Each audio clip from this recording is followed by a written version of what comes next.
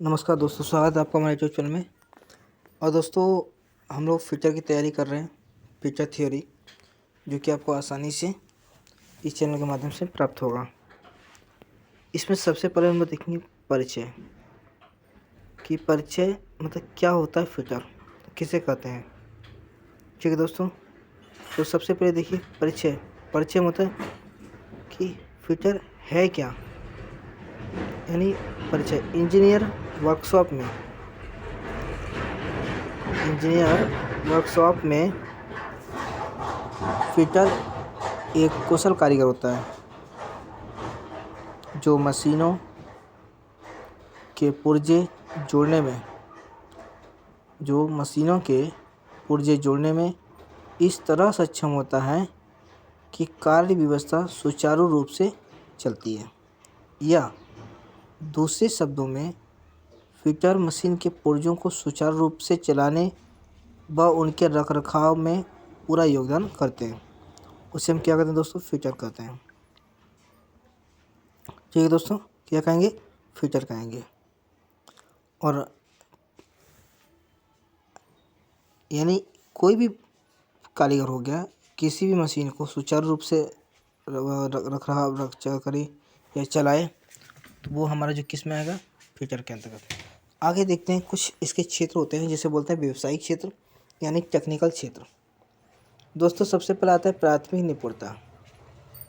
प्राथमिक निपुणता के अंतर्गत फिटर को प्राथमिक निपुणता की श्रृंखला में जोड़ते हुए मूल कार्य में निपुण होना चाहिए। यानी जितने कार्य ये मैंने लिखे हैं, अगर इन कार्यों में आते हैं, इसे बोलते हैं प्राथमिक निपुणता।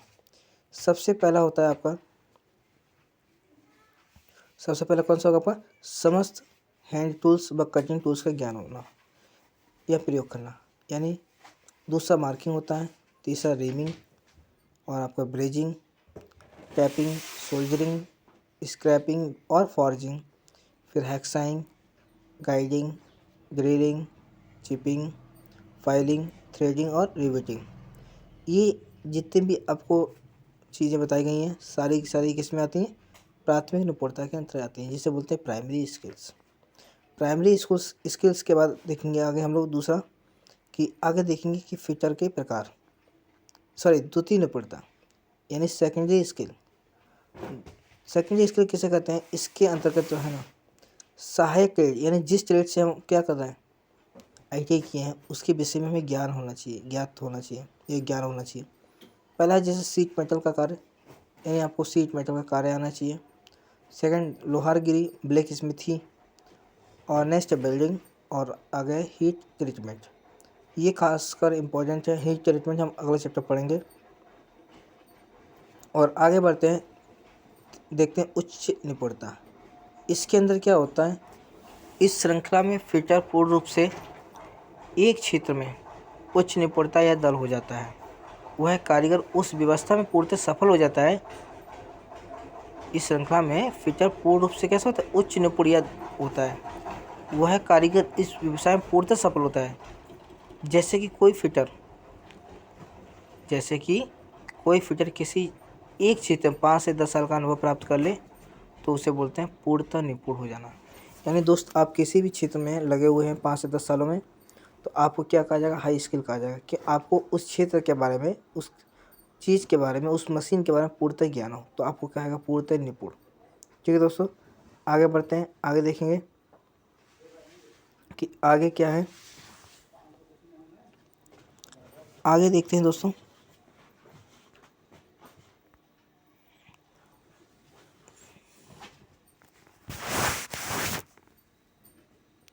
आगे देखेंगे फिटर के प्रकार।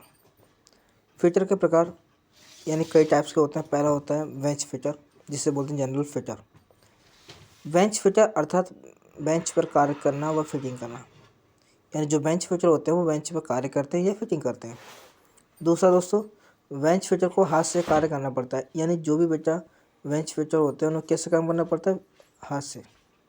और उन्हें सबसे अधिक किस टूल का यूज़ करना पड़ेगा, हैंड टूल का यूज़ करना पड़ेगा। बेंच फिटर को अधिकतर, जो बेंच फिटर होते हैं वो अधिकतर रेती का यानी फाइल का यूज़ करते हैं। इसके अतिरिक्त उन्हें जो है सूक्ष्म मापी यंत्र, यानी छोटे छोटे यंत्रों के बारे में भी ज्ञान होता है। छोटे छोटे यंत्रों के बारे में ज्ञान होता है। उसके साथ ही साथ उन्हें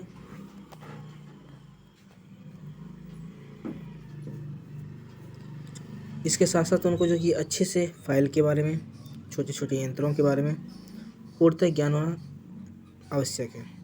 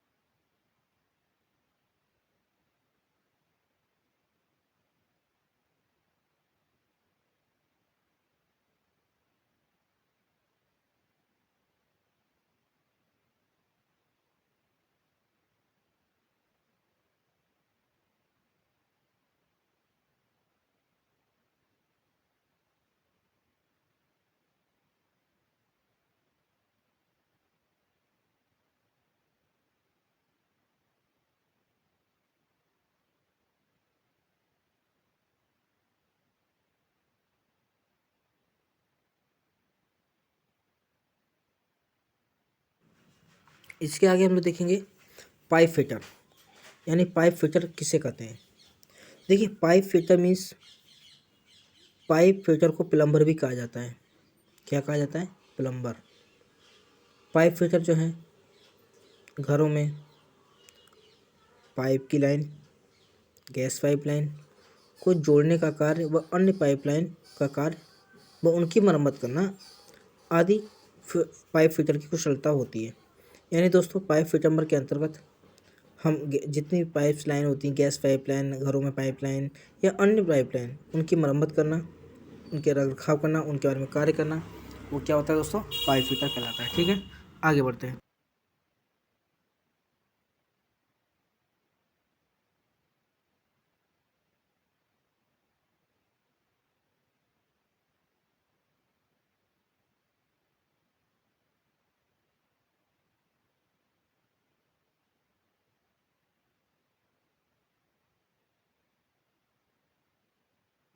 उसके बाद आता है हमारा क्या? Fabrication fitter. यानी फैब्रिकेशन फिटर किसे कहेंगे? धातुओं की चादरों को रिवेटिंग जोड़ों के अनुसार कई चीज़ों का निर्माण, धातुओं की चादर जो होती हैं उनको रिवेटिंग जोड़ों के अनुसार कई चीज़ों का निर्माण करना फैब्रिकेशन कहलाता है। क्या कहलाता है? फैब्रिकेशन। और जो इस चीज़ का निर्माण करता है उसको फैब्रिकेशन फिटर कहा जाता है। क्या कहा जाता है? Fabrication fitter. इस प्रकार के फिटर सीट मेटल द्वारा ट्रंक, बर्तन, बाल्टी व अन्य जरूरी सामान रखने का निर्माण करते हैं। ठीक है दोस्तों।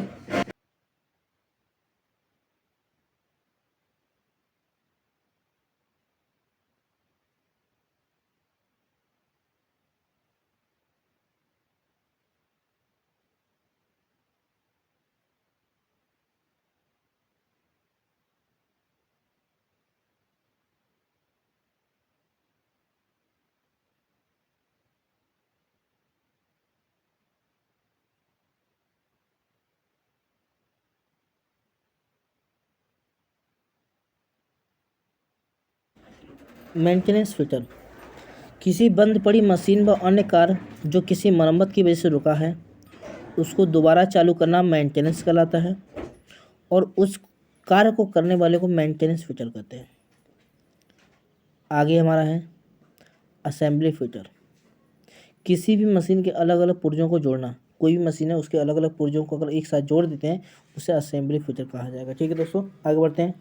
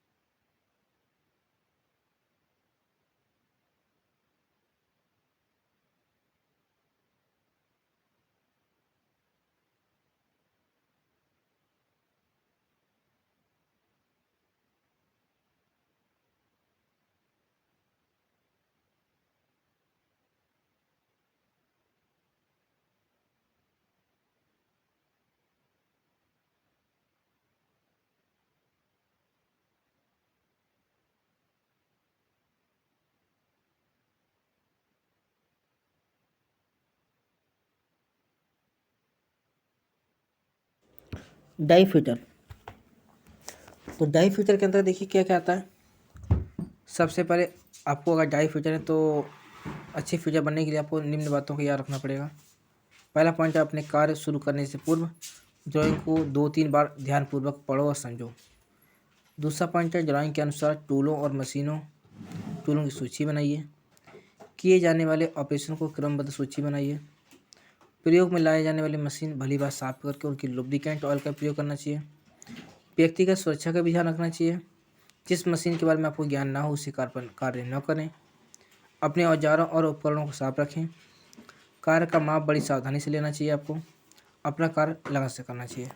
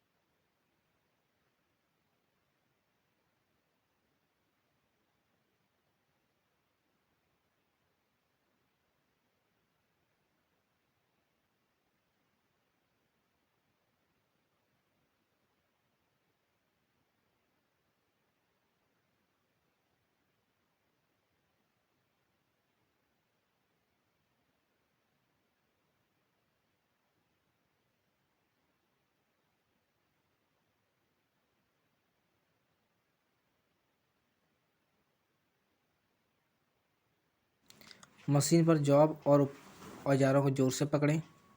कभी भी कार्य करते समय ढीले कपड़े नहीं पहनने चाहिए। कटिंग टूल और मापी यंत्र को एक साथ ना रखें। अपने सीनियर व अधिकारियों का आदर करें। सभी कार्यों को सुरक्षा के नियमों को में ध्यान रखकर करना चाहिए। दुर्घटना होने पर घायल व्यक्ति को डॉक्टर के आने से पूर्व प्राथमिक चिकित्सा देनी चाहिए तथा उच्च अधिकारी को सूचना कर देना चाहिए। ठीक है दोस्तों, आगे है ये जो ब्रैकेट में मैंने लिख दिया है, एक देश की जनता की कार्य कुशलता ही उसकी संपत्ति है। यानी किसी देश की जनता जो है उसके अंदर जो कार्य करने की कुशलता होती है वही उसकी संपत्ति होती है और उच्च कोटि की कार्य कुशलता ही उसका परिणाम है। ठीक है दोस्तों, तो इस वीडियो में यहीं तक रहने देते हैं और आगे देखते हैं अगली वीडियो में। ठीक है दोस्तों।